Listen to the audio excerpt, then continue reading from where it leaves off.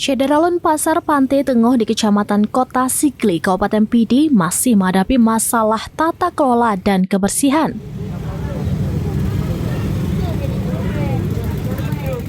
Pasar yang dibangun sebuah LSM pada tahun 2006 ini awalnya tertata rapi, namun kini mengalami penurunan kualitas pengelolaan. Drainase pasar yang tersumbat menimbulkan bau tidak sedap meskipun Pemkab Pidi telah menurunkan petugas untuk membersihkannya.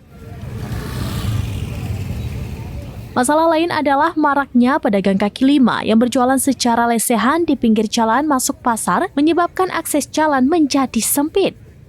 Mayoritas pedagang adalah ibu-ibu dari pedalaman Pidi yang menjual hasil pertanian lokal serta komoditas seperti nanas yang didatangkan dari Medan. Pembeli seringkali berbelanja sambil duduk di atas sepeda motor, memperparah kemacetan di area pasar.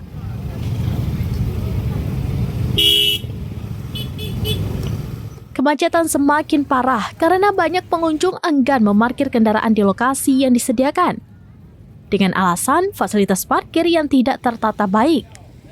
Suasana pasar kerap riuh oleh bunyi klakson kendaraan yang saling bersahutan. Pasar Pantai Tengah yang beroperasi hingga pukul 13 waktu Indonesia bagian Barat ini merupakan pusat perekonomian dengan volume transaksi tinggi di Kabupaten Pidi. Ribuan warga memadati pasar setiap hari untuk memenuhi kebutuhan sehari-hari. Pemerintah Kabupaten Pidi diharapkan dapat segera melakukan penataan menyeluruh terhadap pasar tersebut. Tidak hanya mengandalkan pendapatan asli daerah atau PAD, tetapi juga memperbaiki sarana dan prasarana untuk kenyamanan pedagang dan pengunjung.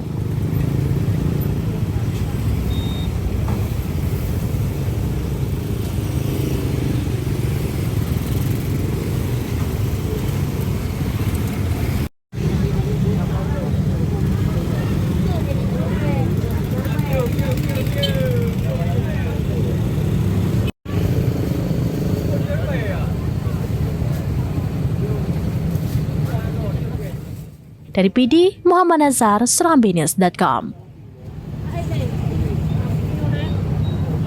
Download Tribun X sekarang, menghadirkan lokal menjadi Indonesia.